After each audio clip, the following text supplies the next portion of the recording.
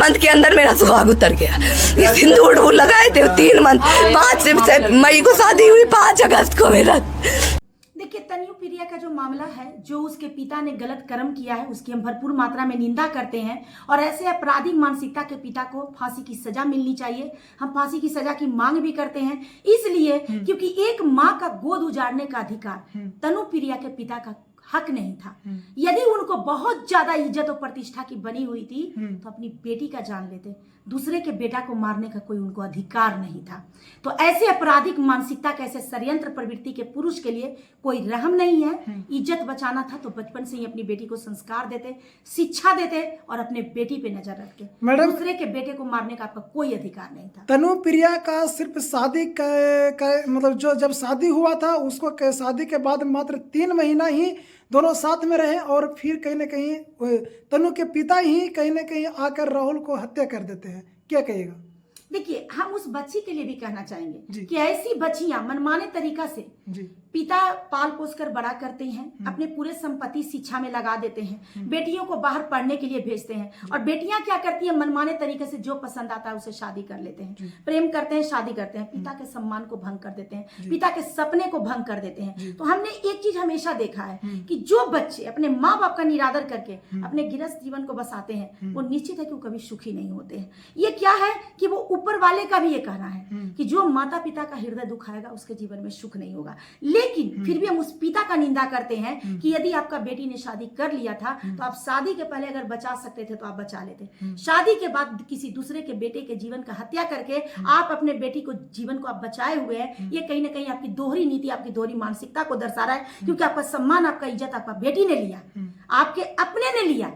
दूसरे ने क्या किया? दूसरे ने तो उससे प्रेम भी किया, उसको अपनाया भी, अपने घर में इज्जत से रखे हुए था, वो अपने माँ बाप के साथ था। तो गंदी आपकी बेटी थी, तो पनिशमेंट भी आपको देना था तो अपनी बेटी को देना था।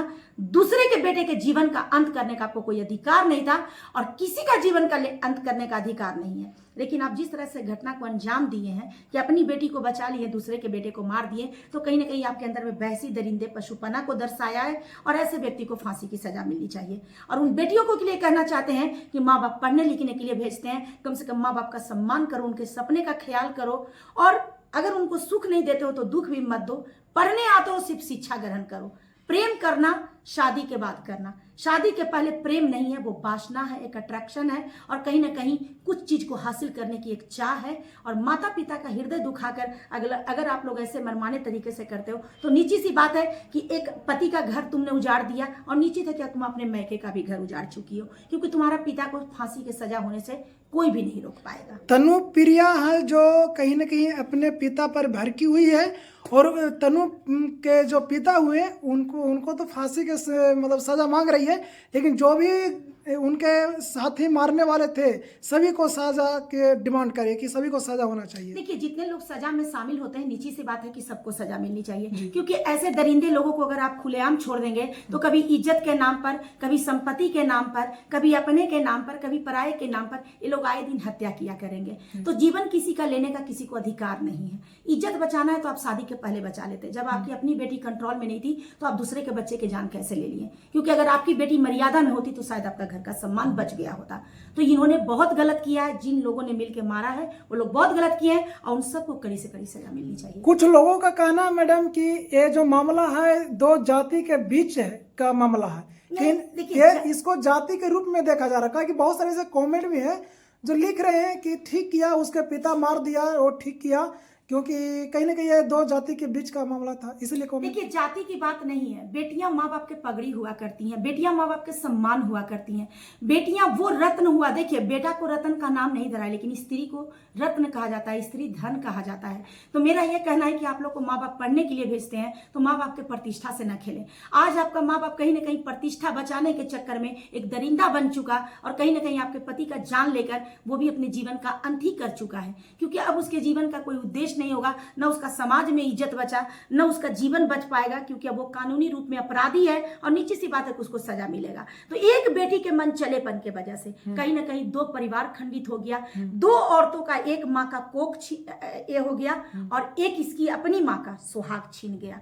तो नीची सी बात मानिए, ऐसी बच्चियां सिर्फ अपने मनमानेपन में दो दो घरों को बर्बाद कर रही हैं।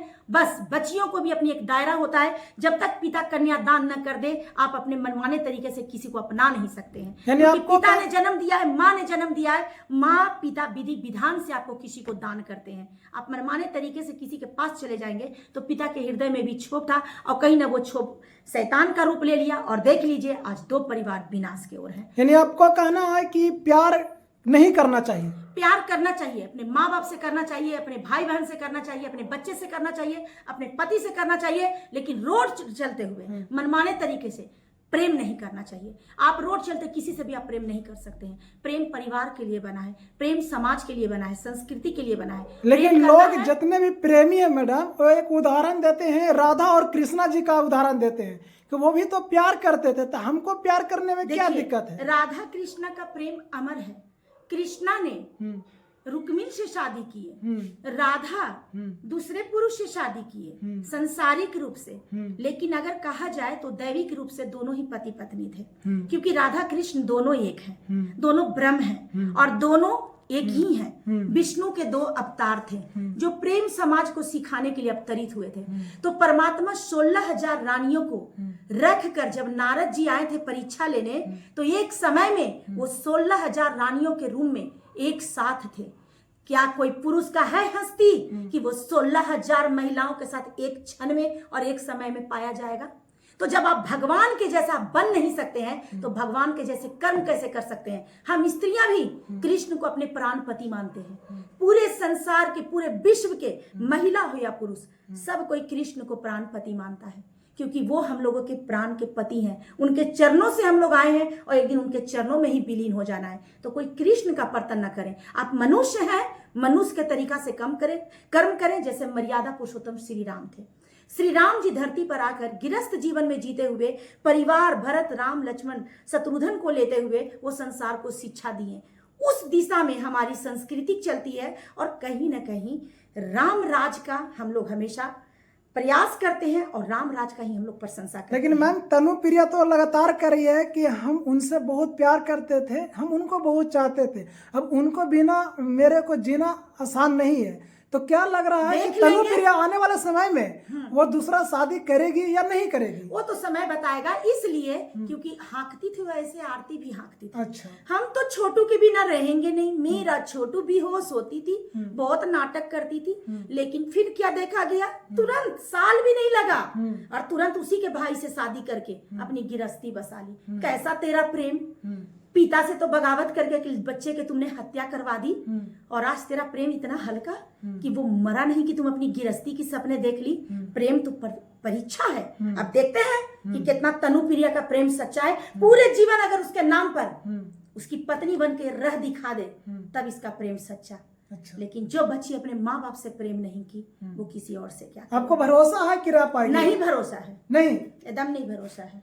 दम लग रहा कि नहीं रह पाएगी? एकदम नहीं। शादी कर लेगी? क्योंकि हम लोग आरती का नौटंकी देखे हुए। अच्छा, बहुत तमाशा की थी और उसके बाद आराम से जी रही है, बच्चे की माँ भी बन गई है। समझ गए ना?